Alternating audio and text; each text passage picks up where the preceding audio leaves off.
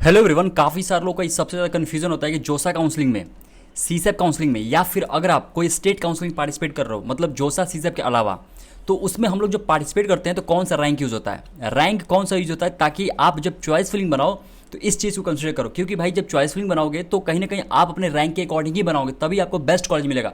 पूरा डिटेल में बात करेंगे। बहुत सारे लोग कन्फ्यूजन होता है और कहीं ना कहीं लोगों को पता भी नहीं होता है कि आप जोसा काउंसलिंग में कैटेगरी रैंक यूज़ होता है कि नहीं होता है। क्योंकि लेट से मान लेते हैं ओबीसी, अगर आपका कैटेगरी ओबीसी एनसीएल, तो कभी कभी क्या होता है कि जब आपका सीट अलॉटेड टाइप में शो करता है जनरल ओपन, ऐसा क्यों होता है, सब कुछ डिटेल में बात करेंगे, कंप्लीट डिस्कशन करेंगे, सब कुछ डाउट क्लियर हो जाएगा। और आपके 31 है आज, ओके, और 1 तारीख को आपका मतलब कि कल आपके जे एडवांस का रिजल्ट आ रहा है और उसके बाद आपका काउंसलिंग स्टार्ट हो जाएगा। तो अभी आपके पास बहुत टाइम नहीं बचा है। तो जो लोग भी अभी तक काउंसलिंग सपोर्ट नहीं ज्वाइन किए, डिस्क्रिप्शन में मैंने लिंक शेयर कर दिया। आज से आपका फेज 8 जो है ओपन हो चुका है, ठीक है।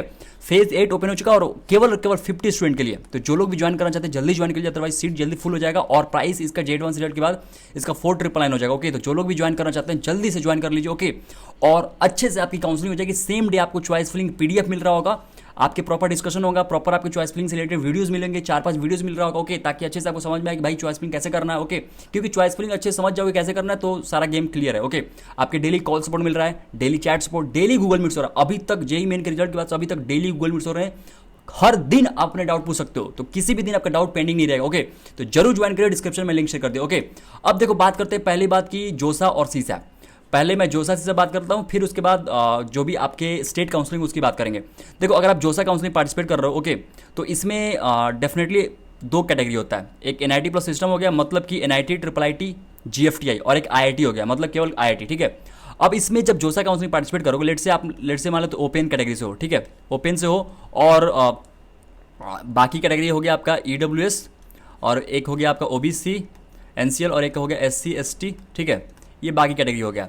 तो अगर आप ओपन से हो तो ऑफकोर्स इसमें तो कोई डाउट ही नहीं है। ऑफकोर्स ओपन जो आपका जनरल मतलब all India rank CRL rank है, उससे आपका एडमिशन हो जाएगा, इसमें तो कोई डाउट वाली बात ही नहीं है, ठीक है।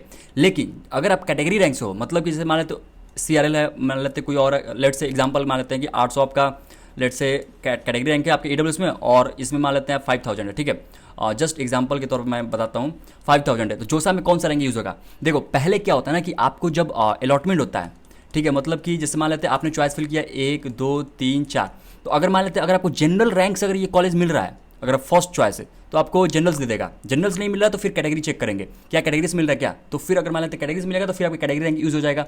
बट नॉर्मली क्या होता है, जब अलॉटमेंट होता है जोसा काउंसिल में, दे यूज़ कैटेगरी रैंक।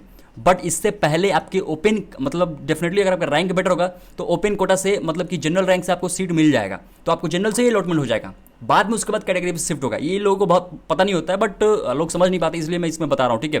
बहुत सारे कह लो कि यूट्यूबर्स लोगों को भी ये बात नहीं पता है। मैं आपको बता रहा हूँ कि पहले क्या होता है, पहले ओपन से देखा जाता है, अगर ओपन से सीट मिला ठीक है, फिर उसके बाद कैटेगरी देखा जाता है। डेफिनेटली कैटेगरी, अगर आपका रैंक अच्छा है तो डेफिनेटली कैटेगरी में आपको बेनिफिट मिल जाएगा। आप देखना जब आपका रिजल्ट आएगा तो कभी ना कभी ऐसा हो सकता है कि आप कैटेगरी आपका ओबीसी है, ईडब्ल्यूएस है, SC ST, okay, but seat allotted type में आपको शो करेगा लेट से ओपन।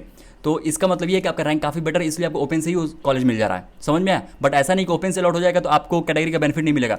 आपको कैटेगरी का बेनिफिट मिल रहा होगा, मतलब कि डेफिनेटली कोई और कॉलेज में आपको कैटेगरी बेनिफिट मिल रहा होगा। समझे, समझ में आ गया। मतलब कि आपके जोसा काउंसलिंग में आपकी कैटेगरी रैंक यूज होता है, ये बात तो श्योर है, ठीक है। जोसा काउंसलिंग में ही केवल कैटेगरी रैंक यूज होता है, बट इससे पहले आपको ओपन से देखा जाता है, अगर आपके लेट से रैंक काफी अच्छा है तो।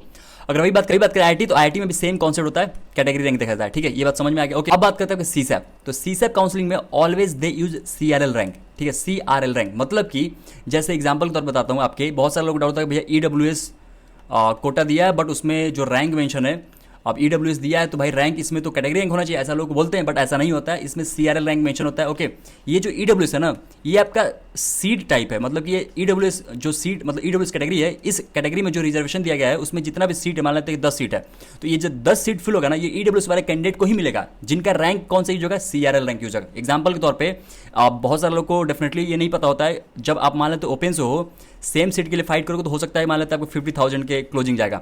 बट अगर लेट से अगर आप ईडब्ल्यूएस से हो, ओके, तो उसी सीट के लिए आपको हो सकता है कि 75,000 रैंक तक मिल जाए।